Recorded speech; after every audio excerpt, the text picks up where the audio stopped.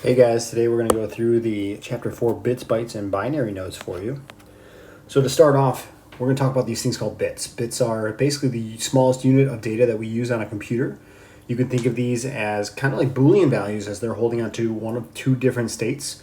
We think of them as either ons, off, yes, no, 0, 1, true, false, any two things that are basically opposites of each other going forwards. And like we said earlier, those are very often what we consider Boolean values. And so we use a lot of Boolean logic where certain things have to be true, certain things have to be false in order to allow us through or stop us at certain gates. These computers are quite literally, though, physical machines. So this Boolean value is actually stored as a physical thing on our computer. And what this is our computer chips have these little transistors in them, and they're basically like switches. And they can be either switched to be on or off. And our computers, though, unfortunately don't recognize the number or the words on or off. They recognize numbers. Specifically, we're going to recognize the values of 0 and 1. In this case, anytime a 0 is represented, we're going to consider that transistor to be off. Whenever we see a transistor flip to the number 1, we will go ahead and say that you are going to be on. And so from there, we look at how we actually store all of these zeros and ones. Now, this is pretty cool to look at, but basically, with a bunch of different types of things that are on our computers, digital data is read, and these zeros and ones are read in different ways. So the first one we're going to talk about are these things called transistors that we see like with these computer chips, which you also see as random access memory, or RAM. These are zeros and ones they're basically these switches, but they do need constant current electrical current in order to store these things. So we call these volatile memory because the second the power turns off, everything that was on that is now lost. So they need constant current, electrical current in order to make things work. Flash memories, these are things that we see like USB drives and all that. They don't require continuous current. We can unplug a USB device so that it is sitting idle, and we still have all the contents saved on top of that. Other fun ones that we look at are things that we call like magnetic storage. These are when we use magnets that are either polarized in the north-south position or in the south-north position to kind of designate zeros and ones. These are different ways that we utilize these in a computer. Other ways that we can do this with CDs. Now, granted, CDs are kind of older now even, but we would use those with kind of the way light would reflect or bounce through something. So either the light would go through the disc, that might be a 0, or the light would bounce off and come back, and that might be a 1. And those, again, would happen in very rapid succession, kind of give us a string or a sequence of zeros and ones. For all this hardware, we basically take these tiny pieces that we have, and we compound them, build them on top of each other over and over and over to actually figure out how a computer is built. And so to start off with these transistors that we use, these on-off switches, we can combine these together to make what we call logic gates. We've discussed these. These are the AND operators and the OR operators that we utilize inside of all of our notes. And with this, we can kind of say, well, as long as these certain scenarios are working, you will allow through. If one of those scenarios is not working, we will not let you through. So we have all these transistors that we use to create these logic gates, and we put all of these logic gates together on what we call a digital circuit. From here, we take our digital circuits, and what do you know? We combine several of these together to make something that we call a chip, or in this case, we often call them as microchips because they're so small these days. Then we take all these little microchips, we add those all together, and we start getting things like motherboards and all this. And so what you really need to understand is kind of traveling down this pathway is how we're using these itty-bitty tiny transistors, and we're kind of combining them together to make something larger. Our transistors are turning into our digital circuits. Our digital circuits are kind of turning into our microchips. And our microchips are turning into things like our motherboards. So this kind of general idea of how these are going to transfer from one small item into these larger items is what we're really looking for. Now, if you look at these block diagrams of a computer, this is a very basic setup of a computer. We have a lot of things like inputs. And if you look at inputs, these are things like your keyboard, your mouse, your cameras that we have, things that are taking in information. We're typing keys, we are making clicks, or we are inputting videos. And what ends up happening with all of that data is then sent through, and we have, to our central processing unit on our computer, our CPU, which you guys oftentimes hear of. This is like the brains of our computer. And so what ends up happening is we kind of, with those, utilize two different types of the storages that we talked about. We talk about this stuff called RAM. This is actually a piece of a specification on your computer, rather, that you guys see when you go to buy a computer. You have 4 gigabytes of RAM or 16 gigabytes of RAM. I want you to think of RAM as kind of the amount of programs that you can have running at once. And so I think of this as we're looking at it as kind of like the size of your desk if you are going to work on a bunch of papers. If you have a really small desk or not a lot of RAM, you can't have too many pieces of paper out on your desk at the same time. If you have more than you actually have space for, you end up having things fall off or things start slowing down. And that's oftentimes what we see with computers, where if we have too many programs running at the same time, we've exhausted all of our short-term memory or that random access memory, and we're not able to work on everything as fast as we want to because there's just not enough memory to kind of get us going there. The other thing that we have here is this long-term storage. These are the things like our hard drives on our computers. We will access these throughout the whole entire process. Maybe grab a file that we have, all your saved documents that you've got on your computer. Together with these two items, we're kind of just bouncing back and forth as to whether what programs are running right now, what information do I have saved somewhere else that I need to kind of bring up. And then a lot of this stuff is then output somewhere, which is typically going to be some sort of a monitor, a speaker, or something along those lines that we have, or even printers. But this is a cool little diagram to show you that things go into our computer processes them from memories, and then something is output either audibly, visually, or something along those lines.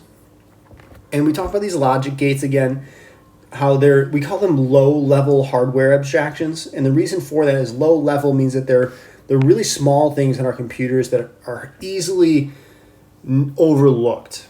But again, these are all just performing these things that we call Boolean logic. I think that's the big undertaker that we want to take from this, is that these and OR gates are really deciding what my computer can and cannot do at this time. And so we see these logic gates, we've talked about them, how the AND logic gates will require both A to be a true value and B to be a true value. As long as you are true and you are true, I will let you guys pass through this gate.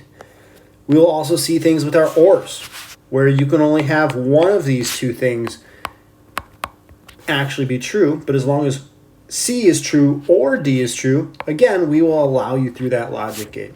Now, if you have more questions than that, we can definitely dive into that a little bit differently for you guys. But then we talked about combining these together, and this is the part that your computer really does on a very basic level, but just happens so fast that it seems like it's pure magic when we actually see it work. And so to help describe this one, it's as if your values, I'm going to choose some different colors here real quick. If the inputs of R and T are both true, so we've got R is true and we've got T is true, it says what must S be in order for us to get a true output at the bottom? Well, here's the thing that we need to look at. In order for this to be true as an output, we kind of work our way up the ladder. How can I get a true statement to come out of this OR? Well, an OR requires either the left side to be true or the right side to be true. And if you look at this, I actually already have a true statement right here. So no matter what is fed down through this AND statement, whether it's true or false, I'm going to get the green check mark to get through this from that first one. So conveniently for us, in this first example, S can be either true or false right now. Doesn't matter which one it's going to be. I'm going to feed one of those things down into that OR statement, and we would eventually get a true statement out at the end. Now we can again see the same exact process with a couple different pieces of information going forwards. The second one says, what if R has a value of false? And what must be true of S and T in order for our output to get some sort of true value again? So again, now if we already kind of covered the basis, is if T is true, then congratulations, I'm always going to make it through this OR gate. But I think the one that we're looking at now is what happens if T is actually false? Is there any way that I can get a true statement out of this? Unfortunately, no. If we look over here at S, if I try to S to be a true value, unfortunately, both of these things need to be true in order to make it through. So a false right here is actually failing me from doing that. If I have a false over here as well, well, guess what? I'm still not making it through that logic gate. So realistically, the only thing that we have here says for this OR gate to produce an output of true, T really has to be true here. There's really no other way for us to do this if R has that initial starting value of false. And so what we're going to start using is a little bit of kind of, or I should say, understanding how much can be stored in a single transistor, or what you can do with a single transistor. So we're going to go through a couple challenges really quickly where you are going to, and this is supposed to be a partner activity. We have to adjust a little bit. But with this, you are given a single bit to provide communications. And you and your partner are going to have to kind of decide with this single bit that holds on or off, can you guys come up with a scheme that if I cover one of your eyes and turn the switch to one or the other, you'd be able to recognize what box or chest I'm actually looking for. Well, the idea behind this is if we have one single transistor, I'm just going to kind of,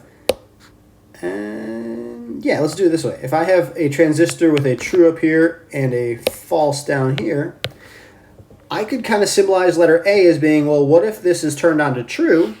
And for letter B, if I have the same exact thing, what if I set that to false? Right? If I have one transistor, if it turns out to be true, then I know you are going to be good to go, and I'm talking about box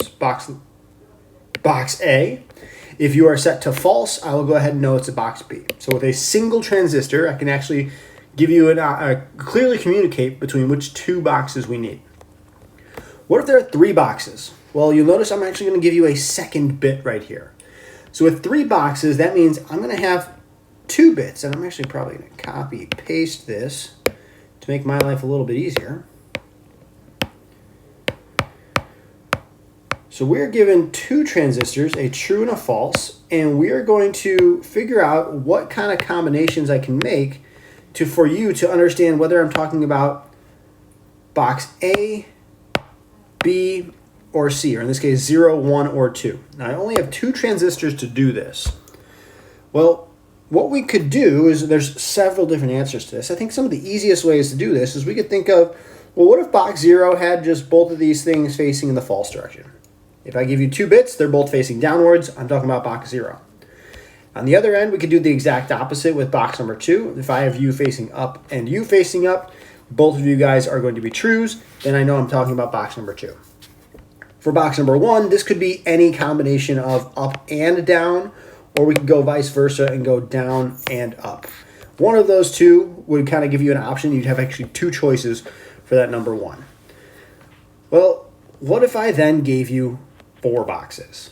And we're going to try this out again using the same number of transistors. If I have a true-false transistor and a true-false transistor sitting next to each other, could I clearly communicate which box I was talking about? The answer is yes. We're going to take the same exact approach as last time, but we're going to add that 4th option in there. This first one, if I have both of these facing in the downward direction, I know I'm talking about the gold box. On the other end, if I have both of these facing in the upward direction, I have the green box. This is where, for the middle 2, order definitely matters. So in this one, we could say something like the first box, if the first one is up and the second one is down, I would be talking about the blue chest. But if it's vice versa, if the first one is down and the second one is up, then I'm talking about the purple chest. So between 2 on-off switches, I can actually clearly, again, indicate how many boxes I need to, or up to 4 different boxes, as to which one I want you to choose. So this is the awesome part about this, is it really doesn't take a ton of transistors to really help you identify a certain number of boxes. Now, to use bits to store these datas, what's really awesome is we can actually use a bunch of different ways to represent our information. We, of course, know that we have letters like A through Z. We know that we have numbers that are 0 through infinity, quite literally. You'll notice that we don't use negative numbers really too much in the world of computers. And then things like colors can also help us out with how we represent information. But how many bits will we need to represent every single letter, every single number, every single color that we have? I know that if I have 2 bits, I can represent up to 4 different boxes up here. But what if there are 26 letters? And what if there are numbers just 0, 1, and 2? There are 3 different options for that. Or if I have all these different colors, I actually don't know how, there's quite a few colors actually out there. We have to figure this out the hard way, actually. And so we start talking about this really cool theory, or this really cool, I guess, algorithm that we can look at, this equation if you want to think of it that way, where you have to find the number 2 to the n such that this occurs. When is 2 to the n going to be greater than or equal to the number that you are currently looking for? And with this, we can kind of see the example that we had earlier, where n is going to represent the number of bits that you're going to use. And this value off to the side here is going to be the number of options you have. So let me give you an example really quickly. How many distinct colors can you represent with 6 bits? Well, what we would do is we'd say we're really taking this equation and we're replacing the number of bits that we have. So we have this value of 2 to the 6th power, because this again is the number of bits that I have.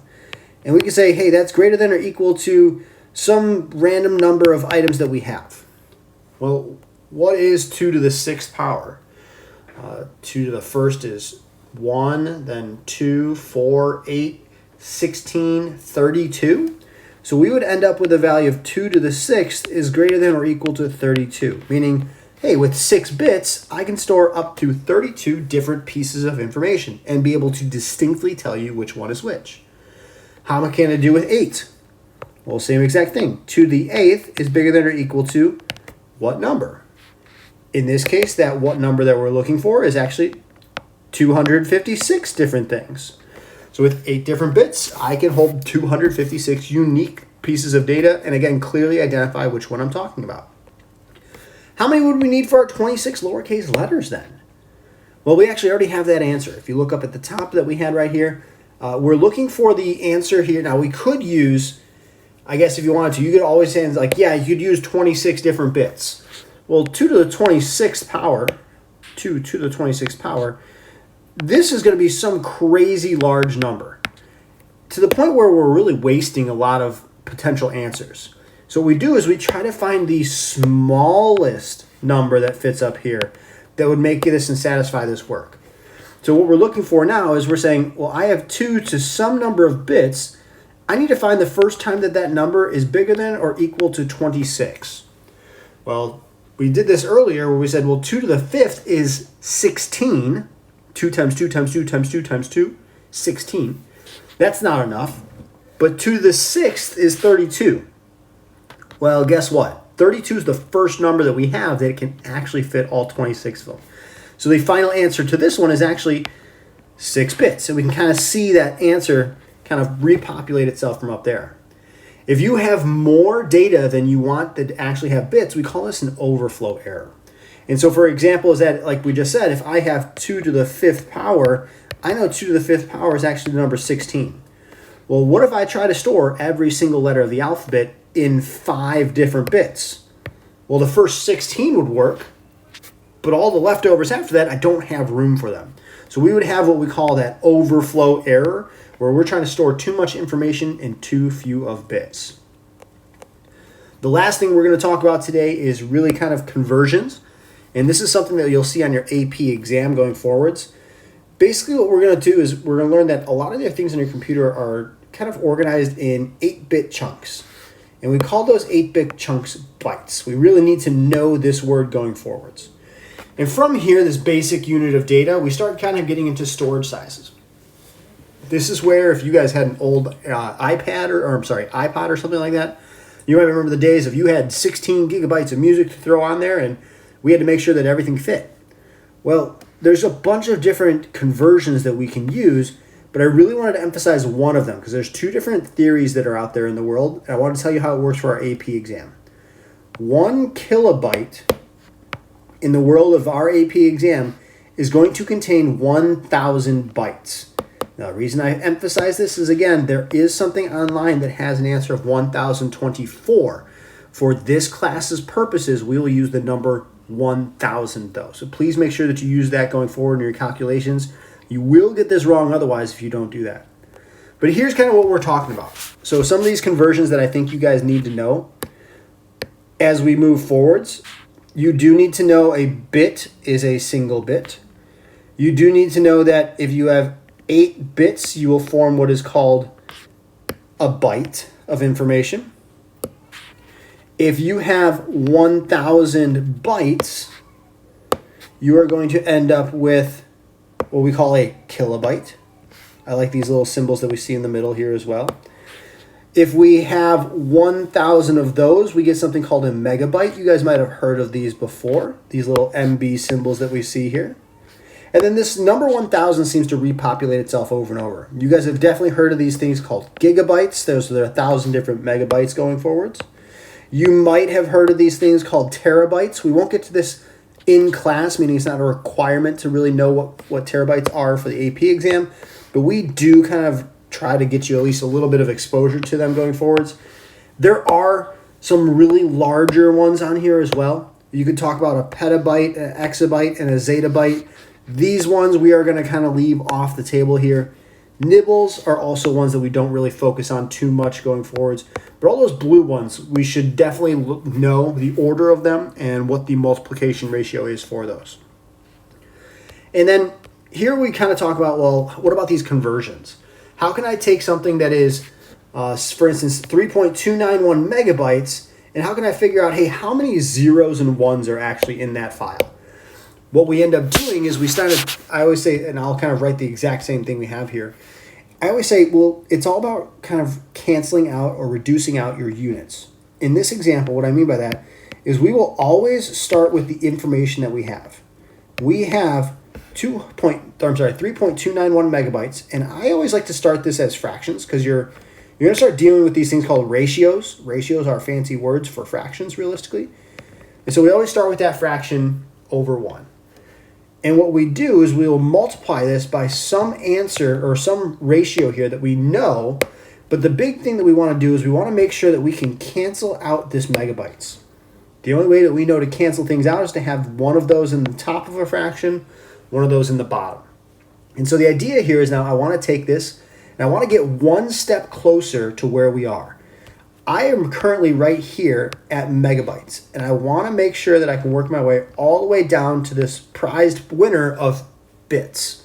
So what I need to do is I need to take this one step at a time until I do actually get there. So the first thing that we need to look at is the first step, which is how many megabytes are there, or how many kilobytes are there in a megabyte? Well, we know that there are 1,000, there are 1,000 kilobytes in 1 megabyte. So we come down here, we say, I know that in 1 megabyte, there are 1,000 kilobytes. And from here, our megabytes units would actually reduce out. We now have an answer that is going to be in kilobytes. But we're looking for bits. So we have to keep going. All right, that means I'm going to have to multiply this by another ratio in which I cancel out kilobytes somehow. So I kind of take the move to the next row. I say, okay, well, according to this, there are 1,000 bytes in every kilobyte. Okay, we can make that ratio again. I know that there are 1,000 bytes in a single kilobyte. The kilobytes would then reduce themselves out, and we would be right now with an answer in bytes. But again, we don't want bytes. We want bits. So we have the final kind of conversion that we have here. Well, I do notice that there are 8 bits in 1 single kilobyte. Well, I need to go ahead and make sure that the bytes are on the bottom. So I know that in 1 byte, there are 8 bits. Notice bits is a lowercase b. And from here, you'll notice kind of like what we saw in our drawing here, that everything does kind of eventually reduce out. And we do end up with an answer that is 26,328,000 bits. Now, technically, your answer is over 1, but you don't need the over 1 if you really think of it. So from here, it's kind of nice, kind of crazy to think about. The average music file is approximately 3.2 megabytes. That does require 26,328,000 zeros and ones to actually produce that song for you guys, which is pretty sweet if you think about it. But these conversions we will be practicing throughout the rest of the week over and over. And then there are going to be a couple of them that we also are converting between bases starting on Wednesday. I will be back at school tomorrow for you guys. Best of luck, friends. We'll see you guys on the other side.